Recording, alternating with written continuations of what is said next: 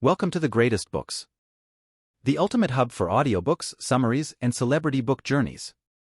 Unlocking your literary greatness. Don't forget to subscribe. The Kama Sutra. Vatsyayana. Translator, Sir Richard Burton. Preface. In the literature of all countries there will be found a certain number of works treating especially of love. Everywhere the subject is dealt with differently and from various points of view. In the present publication it is proposed to give a complete translation of what is considered the standard work on love in Sanskrit literature and which is called the Vatsyayana Kama Sutra, or Aphorisms on Love, by Vatsyayana. While the introduction will bear with the evidence concerning the date of the writing and the commentaries written upon it, the chapters following the introduction will give a translation of the work itself. It is, however, advisable to furnish here a brief analysis of works of the same nature, prepared by authors who lived and wrote years after Vatsyayana had passed away, but who still considered him as a great authority, and always quoted him as the chief guide to Hindu erotic literature. Besides the treatise of Vatsyayana, the following works on the same subject are procurable in India. The Radarahasya, or Secrets of Love. The Panchasakya, or the Five Arrows. The Smara Pradapa, or the Light of Love. The Radamanjari, or the Garland of Love. The Rasmanjari, or the Sprout of Love. The Ananga Runga, or the Stage of Love, also called Kamaledhiplava, or a boat in the ocean of love. The author of the Secrets of Love, No. 1, was a poet named Kukaka. He composed his work to please one Venudutta, who was perhaps a king. When writing his own name at the end of each chapter he calls himself Siddhapatiya Pandita, i.e., an ingenious man among learned men. The work was translated into Hindi years ago, and in this the author's name was written as Koka. And as the same name crept into all the translations into other languages in India, the book became generally known, and the subject was popularly called Koka Shastra, or Doctrines of Koka, which is identical with the Kama Shastra, or Doctrines of Love, and the words Koka Shastra and Kama Shastra are used indiscriminately. The work contains nearly 800 verses and is divided into 10 chapters, which are called Panchavedas. Some of the things treated of in this work are not to be found in the Vatsyayana, such as the 4 classes of women, viz., the Padmini, Chitrini, Shankini and Hastini, as also the enumeration of the days and hours on which the women of the different classes become subject to love. The author adds that he wrote these things from the opinions of Ganakaputra and Nandikshwara, both of whom are mentioned by Vatsyayana, but their works are not now extant. It is difficult to give any approximate idea as to the year in which the work was composed. It is only to be presumed that it was written after that of Vatsyayana and previous to the other works on this subject that are still extant. Vatsyayana gives the names of 10 authors on the subject, all of whose works he had consulted, but none of which are extant, and does not mention this one. This would tend to show that Kukaka wrote after Vatsyayana, otherwise Vatsyayana would assuredly have mentioned him as an author in this branch of literature along with the others. The author of the 5 Arrows, No. 2 in the list, was one Jyotirisha. He is called the chief ornament of poets, the treasure of the 64 arts, and the best teacher of the rules of music. He says that he composed the work after reflecting on the aphorisms of love as revealed by the gods, and studying the opinions of Ganakaputra, Muladeva, Babravya, Ramtadeva, Nandikshwara and Kshamandra. It is impossible to say whether he had perused all the works of these authors, or had only heard about them. Anyhow, none of them appear to be in existence now. This work contains nearly 600 verses and is divided into 5 chapters, called Sayakas or Arrows. The author of the Light of Love, No. 3, was the poet Ganakara, the son of Vechapati. The work contains 400 verses and gives only a short account of the doctrines of love, dealing more with other matters. The Garland of Love, No. 4, is the work of the famous poet Jayadeva, who said about himself that he is a writer on all subjects. This treatise is, however, very short, containing only 125 verses. The author of the Sprout of Love, No. 5, was a poet called Banadatta. It appears from the last verse of the manuscript that he was a resident of the province of Tirhut, the son of a Brahmin named Gaineshwar, who was also a poet. The work, written in Sanskrit, gives the descriptions of different classes of men and women, their classes being made out from their age, description, conduct, etc. It contains 3 chapters, and its date is not known and cannot be ascertained. The Stage of Love, No. 6, was composed by the poet Kalyanmal for the amusement of Ladkhan, the son of Ahmed Lodi, the same Ladkhan being in some places spoken of as Ladanamul and in others as Ladanabala. He is supposed to have been a relation or connection of the house of Lodi, which reigned in Hindustan from AD 1450 to 1526. The work would, therefore, have been written in the 15th or 16th century. It contains 10 chapters and has been translated into English, but only 6 copies were printed for private circulation. This is supposed to be the latest of the Sanskrit works on the subject, and the ideas in it were evidently taken from previous writings of the same nature. The contents of these works are in themselves a literary curiosity. There are to be found both in Sanskrit poetry and in the Sanskrit drama a certain amount of poetical sentiment and romance, which have, in every country and in every language, thrown an immortal halo round the subject. But here it is treated in a plain, simple, matter-of-fact sort of way. Men and women are divided into classes and divisions in the same way that Buffon and other writers on natural history have classified and divided the animal world. As Venus was represented by the Greeks to stand forth as the type of the beauty of woman, so the Hindus described the Padmini or lotus woman as the type of most perfect feminine excellence as follows. She in whom the following signs and symptoms appear is called a Padmini. Her face is pleasing as the full moon, her body, well clothed with flesh, is soft as the shiris or mustard flower, her skin is fine, tender and fair as the yellow lotus, never dark-colored. Her eyes are bright and beautiful as the orbs of the fawn, well cut and with reddish corners. Her bosom is hard, full and high, she has a good neck, her nose is straight and lovely, and 3 folds or wrinkles cross her middle, about the umbilical region. Her yoni resembles the opening lotus bud, and her love seed, Kamasutra, is perfumed like the lily that has newly burst. She walks with swan-like gait, and her voice is low and musical as the note of the kokala bird. She delights in white raiments, in fine jewels, and in rich dresses. She eats little, sleeps lightly, and being as respectful and religious as she is clever and courteous, she is ever anxious to worship the gods and to enjoy the conversation of Brahmins. Such, then, is the Padmini or lotus woman. Detailed descriptions then follow of the Chitrini or art woman, the Shankini or conch woman, and the Hastini or elephant woman, their days of enjoyment, their various seats of passion, the manner in which they should be manipulated and treated in sexual intercourse, along with the characteristics of the men and women of the various countries in Hindustan. The details are so numerous, and the subjects so seriously dealt with, and at such length, that neither time nor space will permit of their being given here. One work in the English language is somewhat similar to these works of the Hindus. It is called Kalagenomia, or the Laws of Female Beauty, being the elementary principles of that science, by T. Bell, M.D., with 24 plates, and printed in London in 1821. It treats of beauty, of love, of sexual intercourse, of the laws regulating that intercourse, of monogamy and polygamy, of prostitution, of infidelity, ending with a catalogue raisonné of the defects of female beauty. Other works in English also enter into great details of private and domestic life. The Elements of Social Science, or Physical, Sexual and Natural Religion, by a Doctor of Medicine, London, 1880, and Every Woman's Book, by Dr. Waters, 1826. To persons interested in the above subjects, these works will be found to contain such details as have been seldom before published, and which ought to be thoroughly understood by all philanthropists and benefactors of society. After a perusal of the Hindu work and of the English books above mentioned, the reader will understand the subject, at all events from a materialistic, realistic and practical point of view. If all science is founded more or less on a stratum of facts, there can be no harm in making known to mankind generally certain matters intimately connected with their private, domestic and social life. Alas! Complete ignorance of them has unfortunately wrecked many a man and many a woman, while a little knowledge of a subject generally ignored by the masses would have enabled numbers of people to have understood many things which they believed to be quite incomprehensible or which were not thought worthy of their consideration. Introduction. It may be interesting to some persons to learn how it came about that Vatsyayana was first brought to light and translated into the English language. It happened thus. While translating with the pundits that Ananga Runga, or the stage of love, reference was frequently found to be made to one Vatsya. The sage Vatsya was of this opinion or of that opinion. The sage Vatsya said this, and so on.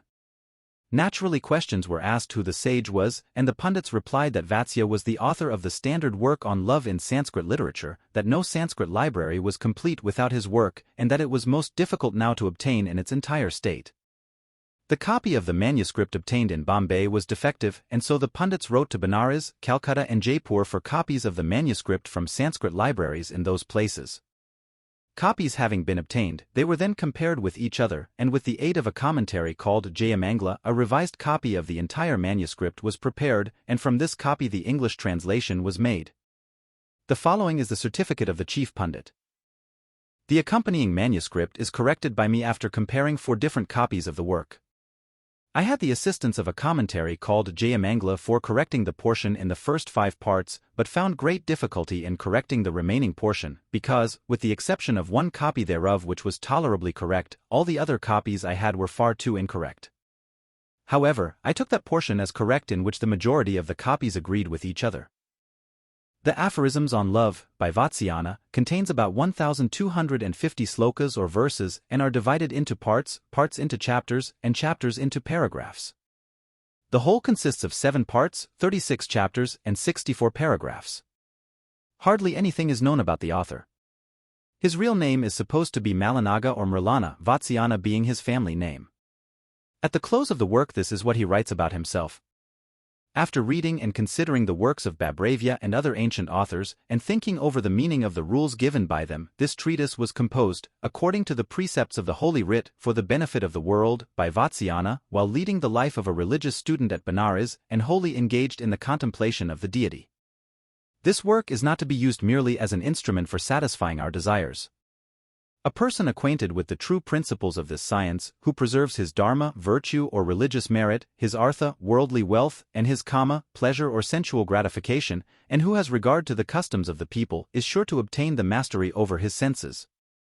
In short, an intelligent and knowing person, attending to dharma and artha and also to kama, without becoming the slave of his passions, will obtain success in everything that he may do. It is impossible to fix the exact date either of the life of Vatsyayana or of his work. It is supposed that he must have lived between the 1st and the 6th centuries of the Christian era, on the following grounds. He mentions that Satkarni Surtvahan, a king of Kuntal, killed Malayavati his wife with an instrument called kartari by striking her in the passion of love, and Vatsya quotes this case to warn people of the danger arising from some old customs of striking women when under the influence of this passion. Now this king of Kuntal is believed to have lived and reigned during the 1st century AC, and consequently Vatsya must have lived after him. On the other hand, Virahamihara, in the 18th chapter of his Brihatsanhita, treats of the science of love and appears to have borrowed largely from Vatsyayana on the subject. Now Virahamihara is said to have lived during the 6th century AD, and as Vatsya must have written his works previously, therefore not earlier than the 1st century AC and not later than the 6th century AD, must be considered as the approximate date of his existence. On the text of the Aphorisms on Love, by Vatsyayana, only 2 commentaries have been found. One called Jayamangla or Sutrabhashya, and the other Sutravrti. The date of the Jayamangla is fixed between the 10th and 13th centuries AD because while treating of the 64 arts an example is taken from the Kavya Prakasha, which was written about the 10th century AD again, the copy of the commentary procured was evidently a transcript of a manuscript which once had a place in the library of a Chalukyan king named Vishaladeva, a fact elicited from the following sentence at the end of it. Here ends the part relating to the art of love in the commentary on the Vatsyayana Kama Sutra, a copy from the library of the King of Kings, Vishaladeva, who was a powerful hero, as it were a second Arjuna, and head jewel of the Chalukya family. Now it is well known that this king ruled in Gujarat from 1244 to 1262 AD, and founded a city called Vizalnagar. The date, therefore, of the commentary is taken to be not earlier than the 10th and not later than the 13th century. The author of it is supposed to be one Yashodhara, the name given him by his preceptor being Indrapada. He seems to have written it during the time of affliction caused by his separation from a clever and shrewd woman, at least that is what he himself says at the end of each chapter. It is presumed that he called his work after the name of his absent mistress, or the word may have some connection with the meaning of her name. This commentary was most useful in explaining the true meaning of Vatsyayana, for the commentator appears to have had a considerable knowledge of the times of the older author and gives in some places very minute information. This cannot be said of the other commentary, called Sutravrti, which was written about AD by Narsingh Shastri, a pupil of Sarveshvar Shastri. The latter was a descendant of Bhaskar, and so also was our author, for at the conclusion of every part he calls himself Bhaskar Narsingh Shastra. He was induced to write the work by order of the learned Raja Vrijalala while he was residing in Benares, but as to the merits of this commentary it does not deserve much commendation.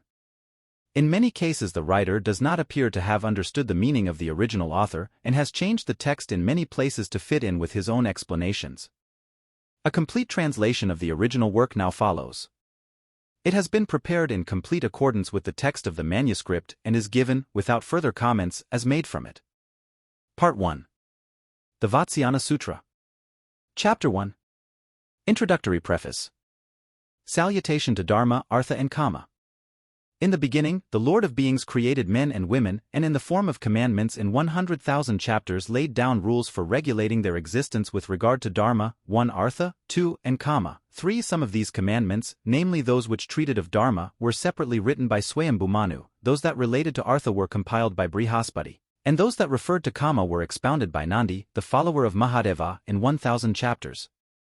Now these Kama Sutra, aphorisms on love, written by Nandi in 1,000 chapters, were reproduced by Shvetaketu, the son of Udvalaka, in an abbreviated form in 500 chapters, and this work was again similarly reproduced in an abridged form in 150 chapters by Babravya, an inhabitant of the Panchala south of Delhi country. These 150 chapters were then put together under 7 heads or parts named severally. First, Sadharana, general topics. Second, Samprayajika, embraces, etc. Third, Kanya Samprayaktika, union of males and females. Fourth, Baryadikarika, on one's own wife. Fifth, Paradika, on the wives of other people. Sixth, Vaisika, on courtesans. Seventh, Apamishadika, on the arts of seduction, tonic medicines, etc. The 6th part of this last work was separately expounded by Dattaka at the request of the public women of Pataliputra, Patna, and in the same way Sharayana explained the first part of it. The remaining parts, viz., the 2nd, 3rd, 4th, 5th, and 7th were each separately expounded by Suvarnanabha 2nd part, Gotakamukha 3rd part, Ganardiya 4th part, Ganakaputra 5th part, Kuchamara 7th part, respectively. Thus the work being written in parts by different authors was almost unobtainable, and as the parts which were expounded by Dattaka and the others treated only of the particular branches of the subject to which each part related, and moreover as the original work of Babravya was difficult to be mastered on account of its length, Vatsyayana, therefore, composed his work in a small volume as an abstract of the whole of the works of the above-named authors. Chapter 2. On the acquisition of Dharma, Artha and Kama. Man, the period of whose life is 100 years, should practice Dharma, Artha, and Kama at different times and in such a manner that they may harmonize together and not clash in any way. He should acquire learning in his childhood, in his youth and middle age he should attend to Artha and Kama, and in his old age he should perform Dharma, and thus seek to gain moksha, i.e., release from further transmigration.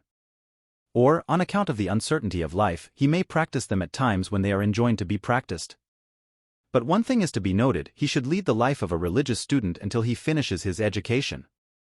Dharma is obedience to the command of the Shastra or holy writ of the Hindus to do certain things, such as the performance of sacrifices, which are not generally done because they do not belong to this world and produce no visible effect, and not to do other things, such as eating meat, which is often done because it belongs to this world and has visible effects. Dharma should be learned from the Shruti, holy writ, and from those conversant with it. Artha is the acquisition of arts, land, gold, cattle, wealth, equipages and friends. It is, further, the protection of what is acquired, and the increase of what is protected. Artha should be learned from the king's officers, and from merchants who may be versed in the ways of commerce. Kama is the enjoyment of appropriate objects by the 5 senses of hearing, feeling, seeing, tasting, and smelling, assisted by the mind together with the soul.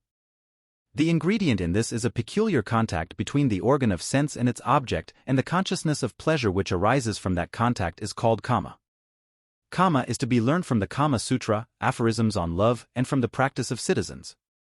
When all the 3, viz., Dharma, Artha, and Kama come together, the former is better than the one which follows it, i.e., Dharma is better than Artha, and Artha is better than Kama. But Artha should be always first practiced by the king, for the livelihood of men is to be obtained from it only. Again, Kama being the occupation of public women, they should prefer it to the other 2, and these are exceptions to the general rule. Objection 1.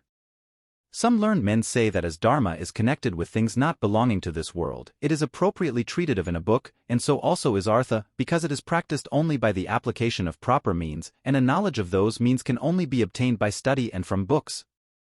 But Kama being a thing which is practiced even by the brute creation, and which is to be found everywhere, does not want any work on the subject. Answer. This is not so. Sexual intercourse being a thing dependent on man and woman requires the application of proper means by them, and those means are to be learnt from the Kama Shastra. The non-application of proper means, which we see in the brute creation, is caused by their being unrestrained and by the females among them only being fit for sexual intercourse at certain seasons and no more, and by their intercourse not being preceded by thought of any kind. Objection 2. The Lokayatikas say, religious ordinances should not be observed, for they bear a future fruit, and at the same time it is also doubtful whether they will bear any fruit at all. What foolish person will give away that which is in his own hands into the hands of another? Moreover, it is better to have a pigeon today than a peacock tomorrow, and a copper coin which we have the certainty of obtaining is better than a gold coin, the possession of which is doubtful. Answer. It is not so. First, Holy Writ, which ordains the practice of Dharma, does not admit of a doubt. Second, sacrifices such as those made for the destruction of enemies or for the fall of rain are seen to bear fruit. Third, the sun, moon, stars, planets and other heavenly bodies appear to work intentionally for the good of the world. Fourth, the existence of this world is affected by the observance of the rules respecting the 4 classes of men and their 4 stages of life. Fifth, we see that seed is thrown into the ground with the hope of future crops. Vatsyayana is therefore of opinion that the ordinances of religion must be obeyed. Objection 3. Those who believe that destiny is the prime mover of all things say, we should not exert ourselves to acquire wealth, for sometimes it is not acquired although we strive to get it, while at other times it comes to us of itself without any exertion on our part. Everything is therefore in the power of destiny, who is the lord of gain and loss, of success and defeat, of pleasure and pain. Thus we see the Bali was raised to the throne of Indra by destiny, and was also put down by the same power, and it is destiny only that can reinstate him. Answer. It is not right to say so. As the acquisition of every object presupposes at all events some exertion on the part of man, the application of proper means may be said to be the cause of gaining all our ends, and this application of proper means being thus necessary, even where a thing is destined to happen, it follows that a person who does nothing will enjoy no happiness. Objection 4. Those who are inclined to think that artha is the chief object to be obtained argue thus. Pleasures should not be sought for, because they are obstacles to the practice of dharma and artha, which are both superior to them and are also disliked by meritorious persons. Pleasures also bring a man into distress and into contact with low persons, they cause him to commit unrighteous deeds and produce impurity in him, they make him regardless of the future and encourage carelessness and levity. And lastly, they cause him to be disbelieved by all, received by none, and despised by everybody, including himself. It is notorious, moreover, that many men who have given themselves up to pleasure alone have been ruined along with their families and relations. Thus, King Dandakya of the Bhoja dynasty carried off a Brahmin's daughter with evil intent and was eventually ruined and lost his kingdom. Indra, too, having violated the chastity of Aholya, was made to suffer for it. In a like manner the mighty Kichaka, who tried to seduce through Upadhi, and Ravana, who attempted to gain over Sita, were punished for their crimes. These and many others fell by reason of their pleasures. Answer. This objection cannot be sustained, for pleasures, being as necessary for the existence and well-being of the body as food, are consequently equally required. They are, moreover, the results of dharma and artha. Pleasures are, therefore, to be followed with moderation and caution. No one refrains from cooking food because there are beggars to ask for it, or from sowing seed because there are deer to destroy the corn when it is grown up. Thus a man practicing dharma, artha and kama enjoys happiness both in this world and in the world to come. The good perform those actions in which there is no fear as to what is to result from them in the next world, and in which there is no danger to their welfare. Any action which conduces to the practice of dharma, artha and kama together, or of any two, or even one of them, should be performed, but an action which conduces to the practice of one of them at the expense of the remaining two should not be performed. Chapter 3. On the arts and sciences to be studied. Man should study the Kama Sutra and the arts and sciences subordinate thereto, in addition to the study of the arts and sciences contained in dharma and artha. Even young maids should study this Kama Sutra along with its arts and sciences before marriage, and after it they should continue to do so with the consent of their husbands. Here some learned men object, and say that females, not being allowed to study any science, should not study the Kama Sutra. But Vatsyayana is of opinion that this objection does not hold good, for women already know the practice of Kama Sutra, and that practice is derived from the Kama Shastra, or the science of Kama itself. Moreover, it is not only in this but in many other cases that though the practice of a science is known to all, only a few persons are acquainted with the rules and laws on which the science is based. Thus the yajnikas or sacrificers, though ignorant of grammar, make use of appropriate words when addressing the different deities and do not know how these words are framed. Again, persons do the duties required of them on auspicious days, which are fixed by astrology, though they are not acquainted with the science of astrology. In a like manner, riders of horses and elephants train these animals without knowing the science of training animals, but from practice only. And similarly the people of the most distant provinces obey the laws of the kingdom from practice, and because there is a king over them, and without further reason. 11. And from experience we find that some women, such as daughters of princes and their ministers, and public women, are actually versed in the Kama Sutra. A female, therefore, should learn the Kama Sutra, or at least a part of it, by studying its practice from some confidential friend. She should study alone in private the 64 practices that form a part of the Kama Sutra. Her teacher should be one of the following persons, viz., the daughter of a nurse brought up with her and already married, 12, or a female friend who can be trusted in everything, or the sister of her mother, i.e., her aunt, or an old female servant, or a female beggar who may have formerly lived in the family, or her own sister, who can always be trusted. The following are the arts to be studied, together with the Kama Sutra. Singing. Playing on musical instruments. Dancing. Union of dancing, singing, and playing instrumental music. Writing and drawing. Tattooing. Arraying and adorning an idol with rice and flowers. Spreading and arraying beds or couches of flowers or flowers upon the ground. Coloring the teeth, garments, hair, nails, and bodies, i.e., staining, dyeing, coloring, and painting the same. Fixing stained glass into a floor. The art of making beds and spreading out carpets and cushions for reclining. Playing on musical glasses filled with water. Storing and accumulating water in aqueducts, cisterns, and reservoirs. Picture making, trimming, and decorating. Stringing of rosaries, necklaces, garlands, and wreaths. Binding of turbans and chaplets, and making crests and topknots of flowers. Scenic representations. Stage playing. Art of making ear ornaments. Art of preparing perfumes and odors. Proper disposition of jewels and decorations and adornment in dress. Magic or sorcery. Quickness of hand or manual skill. Culinary art, i.e., cooking and cookery. Making lemonades, sherbets, acidulated drinks, and spirituous extracts with proper flavor and color. Tailor's work and sewing. Making parrots, flowers, tufts, tassels, bunches, bosses, knobs, and out of yarn or thread. Solution of riddles, enigmas, covert speeches, verbal puzzles, and enigmatical questions. A game which consisted in repeating verses, and as one person finished, another person had to commence at once, repeating another verse, beginning with the same letter with which the last speaker's verse ended. Whoever failed to repeat was considered to have lost, and to be subject to pay a forfeit or stake of some kind. The art of mimicry or imitation. Reading, including chanting and intoning.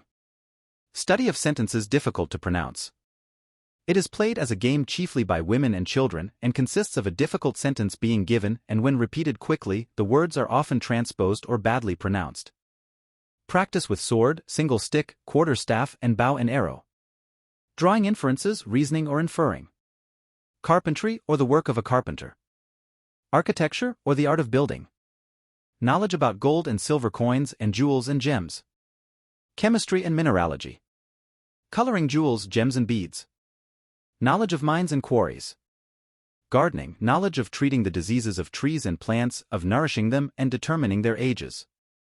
Art of cockfighting, quail fighting, and ram fighting. Art of teaching parrots and starlings to speak. Art of applying perfumed ointments to the body and of dressing the hair with unguents and perfumes and braiding it. The art of understanding writing in cipher and the writing of words in a peculiar way. The art of speaking by changing the forms of words. It is of various kinds. Some speak by changing the beginning and end of words, others by adding unnecessary letters between every syllable of a word, and so on. Knowledge of language and of the vernacular dialects. Art of making flower carriages. Art of framing mystical diagrams, of addressing spells and charms, and binding armlets. Mental exercises, such as completing stanzas or verses on receiving a part of them, or supplying 1, 2, or 3 lines when the remaining lines are given indiscriminately from different verses, so as to make the whole an entire verse with regard to its meaning, or arranging the words of a verse written irregularly by separating the vowels from the consonants, or leaving them out altogether, or putting into verse or prose sentences represented by signs or symbols. There are many other such exercises. Composing poems. Knowledge of dictionaries and vocabularies. Knowledge of ways of changing and disguising the appearance of persons. Knowledge of the art of changing the appearance of things, such as making cotton to appear as silk, coarse and common things to appear as fine and good. Various ways of gambling. Art of obtaining possession of the property of others by means of mantras or incantations. Skill in youthful sports. Knowledge of the rules of society and of how to pay respects and compliments to others. Knowledge of the art of war, of arms, of armies, and sea. Knowledge of gymnastics. Art of knowing the character of a man from his features. Knowledge of scanning or constructing verses. Arithmetical recreations. Making artificial flowers. Making figures and images in clay. A public woman, endowed with a good disposition, beauty and other winning qualities, and also versed in the above arts, obtains the name of a Ganika, or public woman of high quality, and receives a seat of honor in an assemblage of men. She is, moreover, always respected by the king, and praised by learned men, and her favor being sought for by all, she becomes an object of universal regard. The daughter of a king too, as well as the daughter of a minister, being learned in the above arts, can make their husbands favorable to them, even though these may have thousands of other wives besides themselves. And in the same manner, if a wife becomes separated from her husband, and falls into distress, she can support herself easily, even in a foreign country, by means of her knowledge of these arts. Even the bare knowledge of them gives attractiveness to a woman, though the practice of them may be only possible or otherwise according to the circumstances of each case. A man who is versed in these arts, who is loquacious and acquainted with the arts of gallantry, gains very soon the hearts of women, even though he is only acquainted with them for a short time.